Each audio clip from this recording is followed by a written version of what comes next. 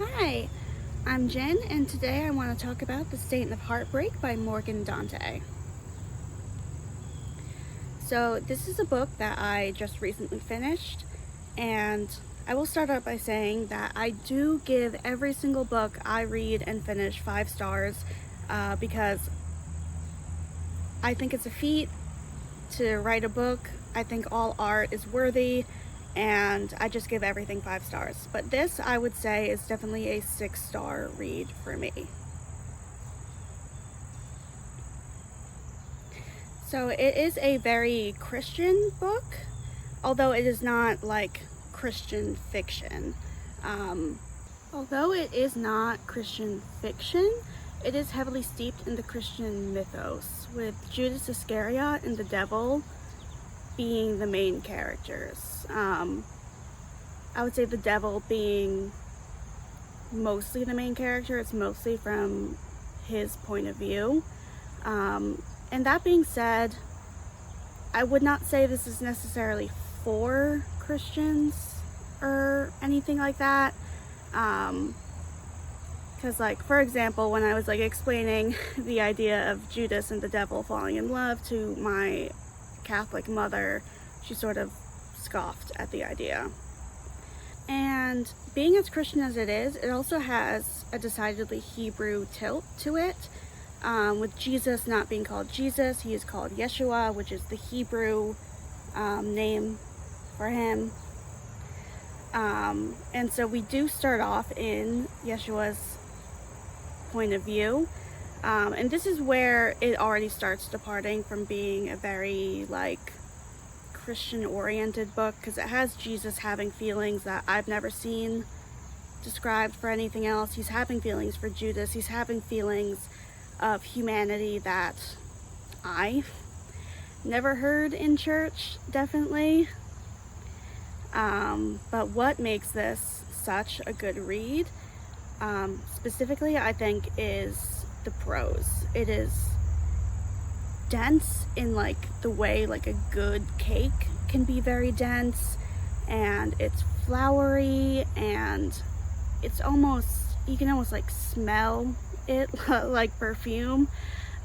It's just very, very beautiful, dense, nice prose, and it goes hand in hand with the dialogue, which is very sort of reserved. We have very sort of reserved characters who are yearning. It's a lot of yearning, of even if they're going at it, even if they're in bed together, they still want each other and don't know if the other one wants them back.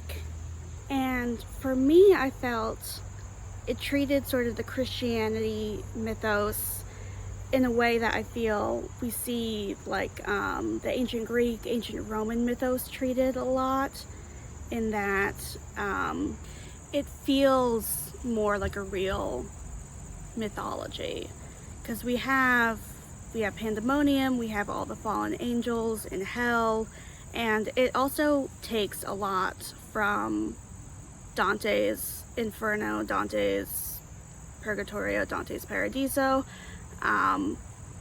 in crafting hell out of the 9 circles. And of course Judas is in the 9th circle of hell, where the traitors are.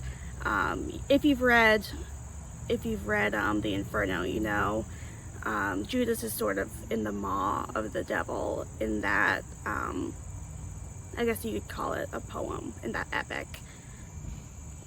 And in this, he is definitely in the maw of the devil, kind of just in, like, a different way. And I think the author, Morgan, takes her name Dante probably from the famous Dante. And I absolutely adore the 9 layers of hell. I took a whole class on it in undergrad. I have all the books. It's something that really endeared me to Christianity after I had already sort of stopped practicing. And it's not that it got me to practice again, it's more that it got me to appreciate what's going on you know? And it was a fairly quick read too. I feel like it didn't linger on unnecessary feelings or unnecessary scenes. I felt like every scene was very important to what was happening, whether it be Judas getting kidnapped and sort of eviscerated, or whether it be going to the opera. That scene I thought was very nice. The scene with Gabriel as well. Every scene I felt served a purpose. It wasn't like you're in, you're out. I feel like there was a journey to take as well. I especially enjoyed sort of having the first, not really a prologue, but the first part of it being from Jesus, Yeshua's point of view, and then being delved down into hell. And I'm not here to do a dissertation or anything on it.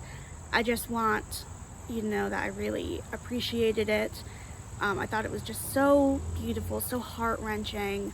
All the yearning, that is just like, if this was like AO3, I would like put the tag yearning on this. But it was just a beautiful, beautiful book. I don't necessarily think it's for everyone, but I do think everyone should read it.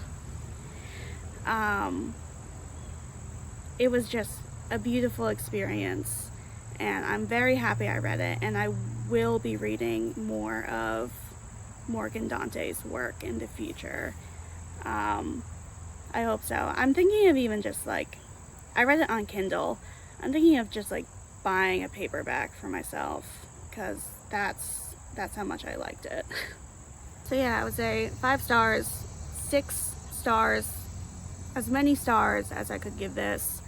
I'm recommending it to all my friends, although I recommend them some like batshit books sometimes, so I don't know if they'll read it. But yeah, thanks for watching. Go read The Saints of Heartbreak by Morgan Dante.